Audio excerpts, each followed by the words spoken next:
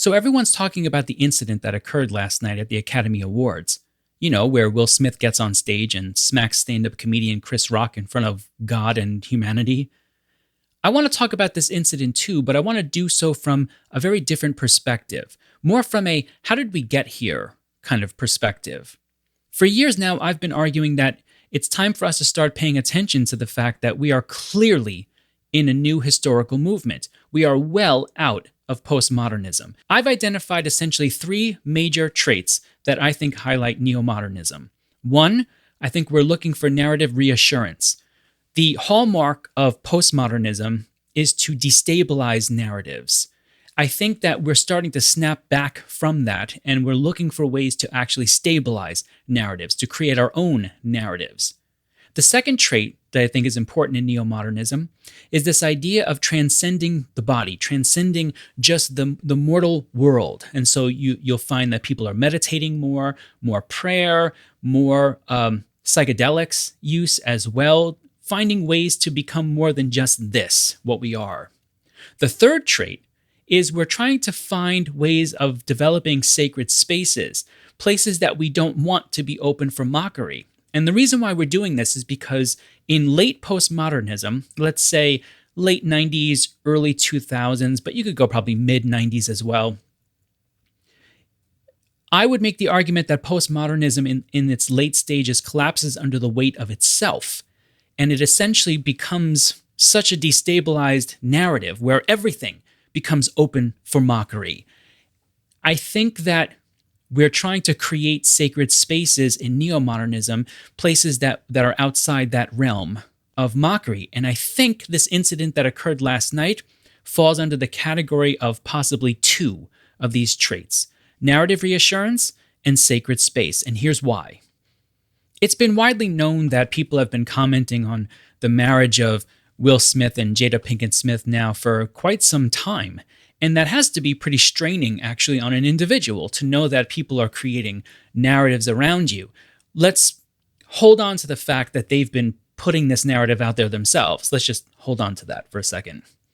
Nonetheless, I think part of what happened last night was Will Smith's chance, and he took it, to try to assert a little bit more control over the narrative of his marriage, because it was an odd moment seeing him laugh as hard as he was at the joke.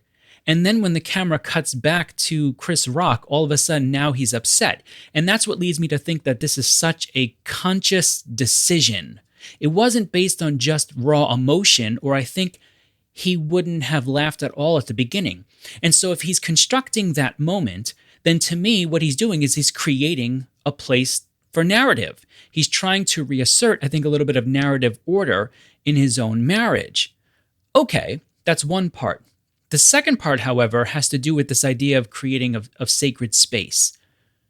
I've made the argument before that I think stand-up comedy is going to have to make adjustments in neomodernism. Here's what I mean.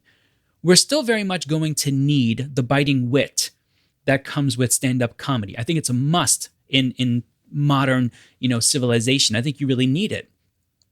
However, I do think audiences in neomodernism are going to be more likely to back a comedian if the jokes, as biting as they are, if the jokes are intelligently constructed. So, for example, I think people were more willing to stand behind Dave Chappelle because the jokes were carefully and intelligently constructed.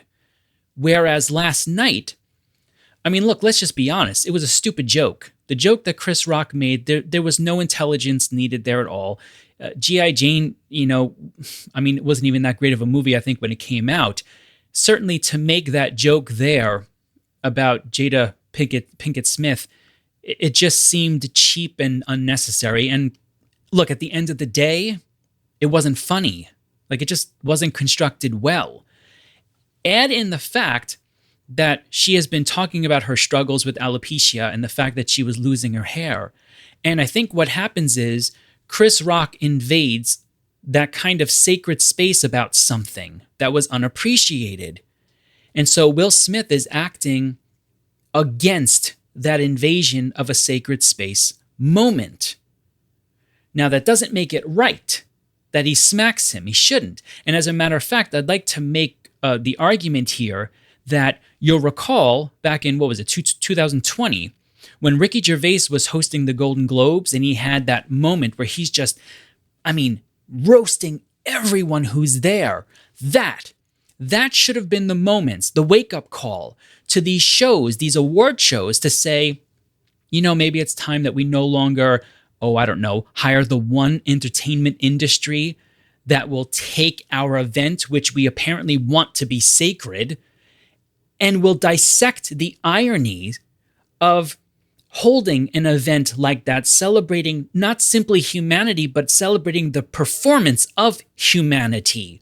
There is something inherently ironic in acting that just comes with it. And then when you add the idea of celebrating it, you create a moment where a stand-up comedian would recognize that irony. And so in some ways, I also lay the blame on the Academy Awards. It's time to stop having the stand-up comedians do this work if you want your event to be taken as a sacred event. Then don't hire them, quite honestly, because that's their job, is to come in and to dissect the human experience and the inherent ironies and to a degree, mock it. But it needs to be done intelligently in Neomodernism to be accepted, I think. So I just wanted to put that out there, a different way of thinking about the event.